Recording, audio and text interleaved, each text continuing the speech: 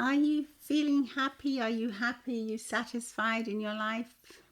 We certainly hope you are. However, if you are detecting that you might be able to have a better life if it wasn't because of something that you repeatedly do all the time. Yeah, if it wasn't for your own self-sabotage. As if it wasn't for you yourself getting in your own way. Yes. To put it like that. Well, yes, that exactly it. It's self. Bit of a tongue twister. Yes, you're getting in your own way. So wouldn't it be lovely not to do that? Not to. So listen to this week's episode of Get Real with the English Sisters. Mind, Health and Anxiety. We are therapists and we're here to help you. So we hope that after listening you'll feel a lot better and calmer. Yes. And that you may become aware of some of your habitual patterns that you do that actually stop you from getting to where you want to go. The self-sabotage, just like when you're supposed to be going for that walk and you don't go and then you feel bad. And you go and eat a tub of ice cream or something. Goodness me, very classical example. You do exactly the opposite of what you know is good for you. And you go straight for something that's going to provide immediate comfort without, you know going for that walk is going to provide comfort, but it's seems a bit more out of reach, doesn't it? It does seem a bit more out of reach, yeah.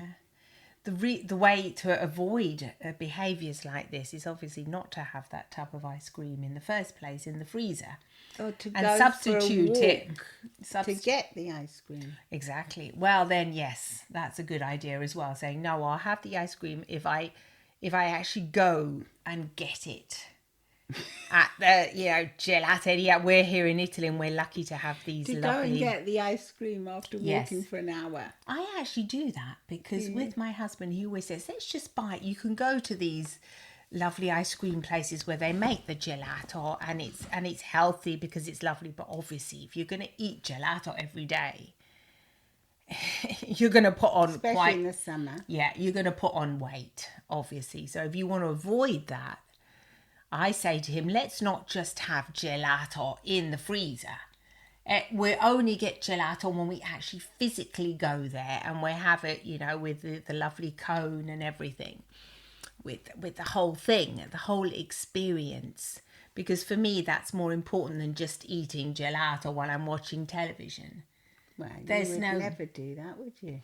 Just mindlessly eating. No. It'd be a mindful experience. Yes, exactly. But that's what he would probably love. To just say, all right, let's just have it. But it'd be a way of self-sabotage. No. Then he would be eating it. Then he'd probably say, oh no, I put on quite a lot of weight. He'd be moaning. And he wouldn't be happy. No, it would be a way of self-sabotaging. So you can avoid, once you learn and recognise your patterns, it seems so obvious, doesn't it? It seems like, why do we have to even say this? Yeah, I know. It seems ridiculous. But it's important to say it because I think a lot of us get overwhelmed and we get caught up in our own repetitive patterns that we think are going to provide comfort. That's why we self-sabotage in the first place, because we think, we're looking out for ourselves, aren't we? We're thinking, I'll do that, and I sort of like look out for myself when I fancy some ice cream. I'll have it there. And a lot of, this is a funny example, but it's such a common one. That's why we're talking about it. Because you self-sabotage all the same. You say, I want to eat healthy. And then you stock up the pantry with, all sweets and salty snacks. Yeah, not good for you. And you fine well know it. So when you're going to get the food, stock up on other things that if you're tempted, you're going to have a blueberry or something. That's what I do when I know I might save the snacks and the really treats for the weekend. but I know that I'll be able to follow more or less an 80 to 20 balance. So 80% of the week I'm going to be eating healthy, good foods, and then that nourish me and make me feel good. That make you feel happy. Yeah, well, they make me feel happy because I know that's part of my self-care as well. I'm looking after my body, making sure I'm getting the right foods. And, it does sound obvious. That's obvious, but it's not so obvious when you're in it. When you're self-sabotaging, So when you're living not aware that of it. story, you don't think of it consciously. Once it becomes conscious and you become aware of it, you can say, well, okay, today I'm going to choose to self-sabotage and not feel so happy after I've eaten the big tub of ice cream. Or I'm going to choose to go for that lovely walk in the park, or for a walk in the rain, or whatever, or run. In the rain, I don't like that. Yeah, I know you don't like it, but then afterwards, when you get back, anyone that's been for a long walk knows how good it feels. Yeah, it does feel good. So you can collect that experience. Yeah, definitely. And then you feel as if you remind yourself of that experience.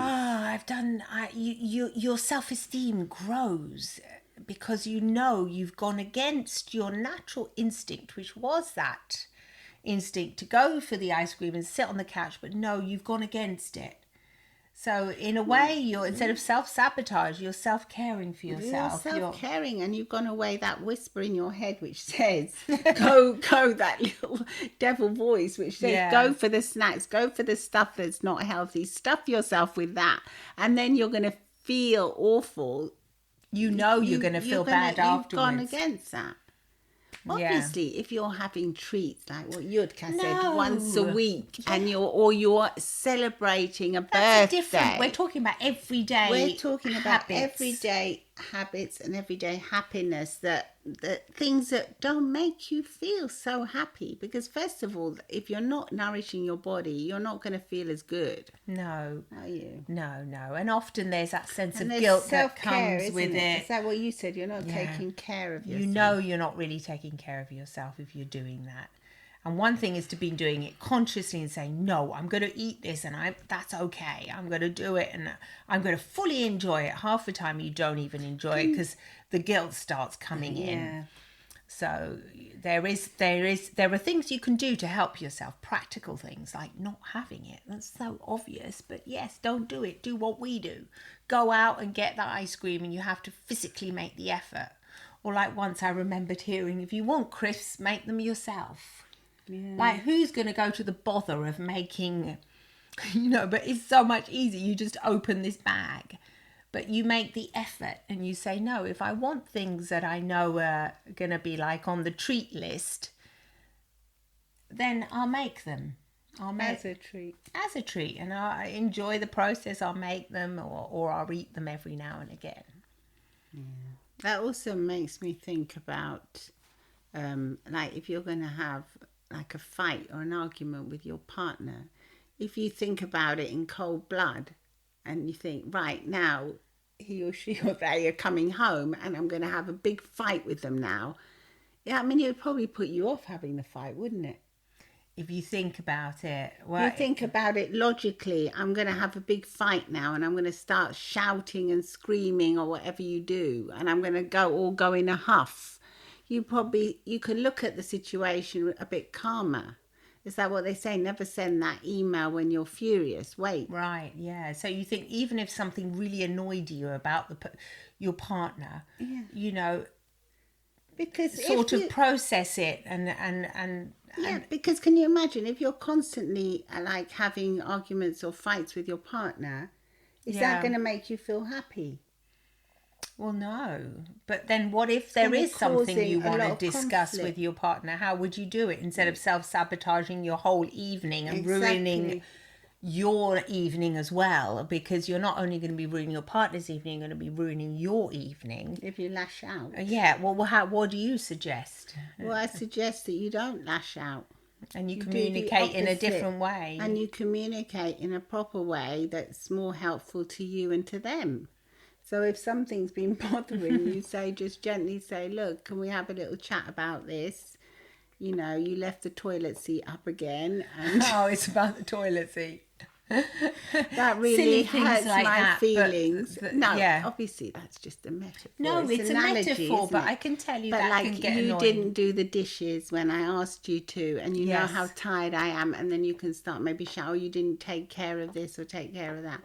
If you say it in a way that's more productive, look, hey, when you didn't do this, it made me feel like you don't value my opinion, you don't listen to me. I felt really hurt and I was really sad about it.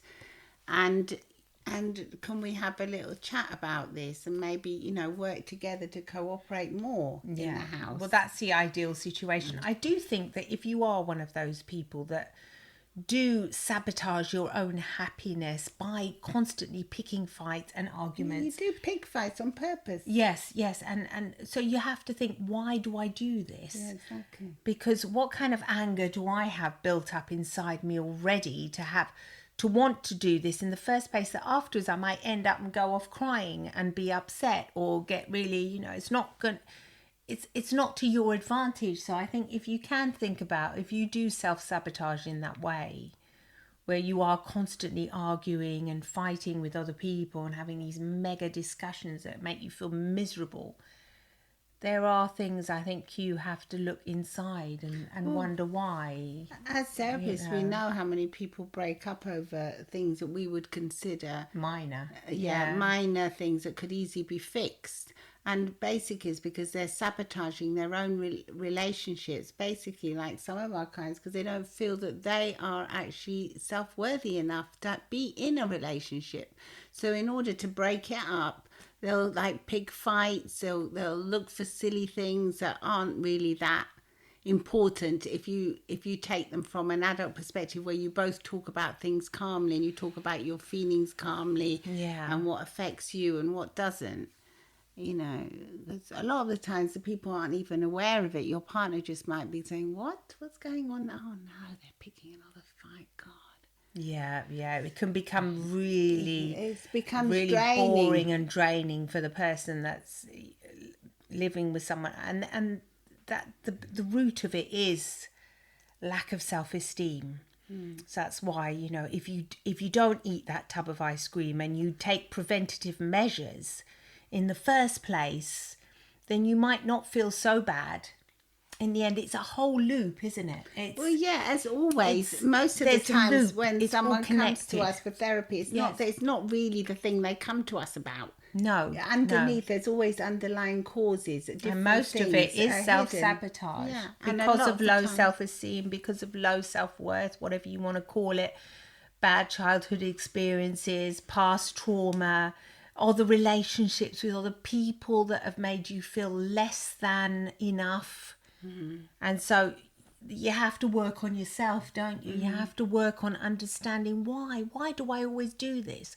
Why do I always pick the wrong person? Is that person really wrong, or is it me? This is a village story once again. The villager story about the villager that went from one village to the next, and he kept saying, there's something wrong with this village. People are horrible here. I don't like the work here. I don't like the housing here, whatever. Everything was wrong. But every time he moved and went to the new village, he found the same situation. And all the people that had lived in those villages would say, really? Well, I found that was weird because I thought they were really nice there. Yeah. So basically, the villager was the problem. So the villager was self-sabotaging his own happiness by taking his unhappiness, basically, his with own him, lack of self-worth and everything, without maybe realizing it, that he was doing that. He definitely did not realize it. No, in this story he doesn't realize it, and that's sad. And it may be that you are with the wrong person, they're not right for you. Exactly. But isn't it odd to think, how you see some couples when they split up from one person and they go with another one and they're completely different. Yeah. Or the other person can see things that you couldn't see. So maybe you aren't the right match, like what they say, and you're not compatible with each other. But make sure that it's not you that, for some strange reason, or not strange, for reasons that their underlying causes, they're not strange at all, really, if you think about them. They're underlying causes that are making you self-sabotage your relationships because of your own fear. You're frightened. A lot of people are frightened of success as well, and they sabotage. They do sabotage. In business, they get to a certain level and they stop. They stop. They're frightened of it because that's not for them. They're not supposed to. Where they came from, they didn't expect to get to that level, and you stop. You stop. You don't. You stop. You stop acting as if you can go ahead. You become, afraid, like a turtle stick its neck in. That's it. You close yourself off. You close yourself off, and you don't get to where you could be. Where probably some part of you knows that you could be there, knows that you could live a better life. I think we all have to think about that a little bit. How much self-sabotaging do we all do? Is so overrated because they say, happy. But if you feel calm and you feel that you're doing your best, I think that's happiness, isn't it? That's you're doing your best. You feel calm. You feel in the moment. You're mindful of those around you. You're doing your best to be the best version of yourself. And you also are aware of what's missing, what are you doing that could be causing this self-sabotage. I think already if you're aware of the fact that you are self-sabotaging, then you're already you're self-sabotaging yourself. That's something that's an ongoing process. It's not something you may do once. It's the infinitive of the verb, isn't it? The It's toilet continuous. seat example, It's for instance. continuous. If it's something that really bothers you and your partner doesn't acknowledge that it bothers you and they forget and they keep doing it, you can also reframe it and say how lucky you are to have a partner that's there, because they might not be there in the future. You might not have a partner.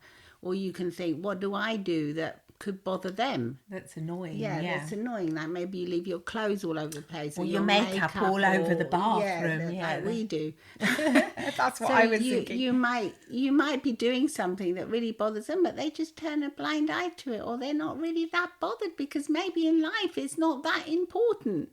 You can put the toilet seat down. So you really have to think, is it really worth sabotaging the relationship over these little bickering things that could be easily resolved? Is it worth it? If someone that I had more respect for did that, would I look at it in a different way? What I mean? That's you so have true. to think, you have to really value the situation. Obviously, if you really think that your partner's doing it on purpose to spite you, then that's not nice. And then maybe you are with the wrong person. Most of the time they're most not. of the time they're not.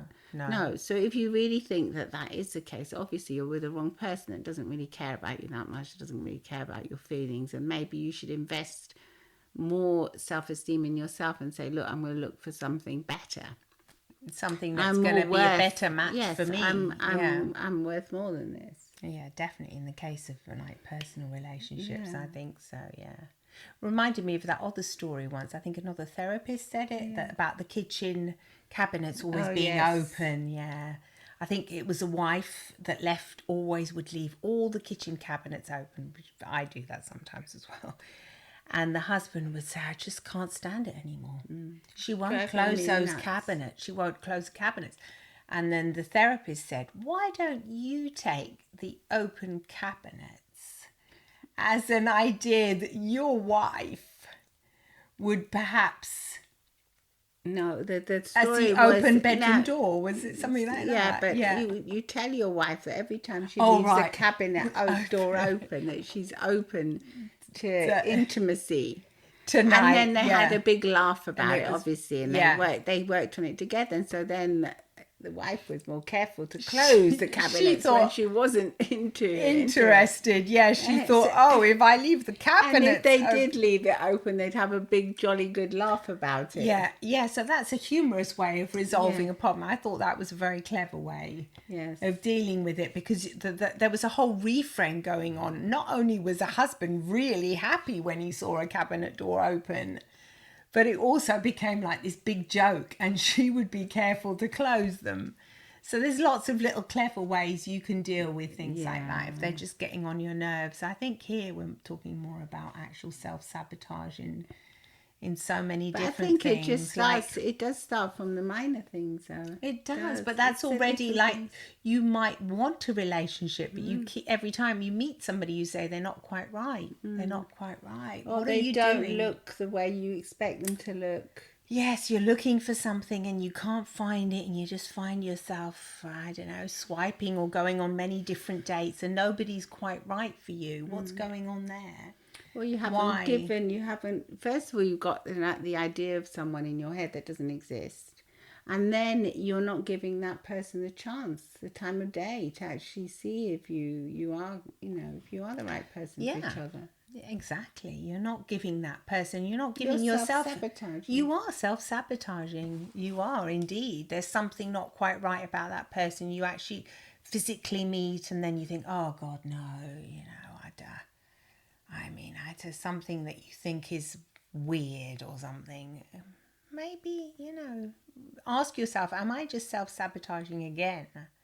What do I need to do in order to put a stop to this? You have to think very... Am I actually giving the person a chance?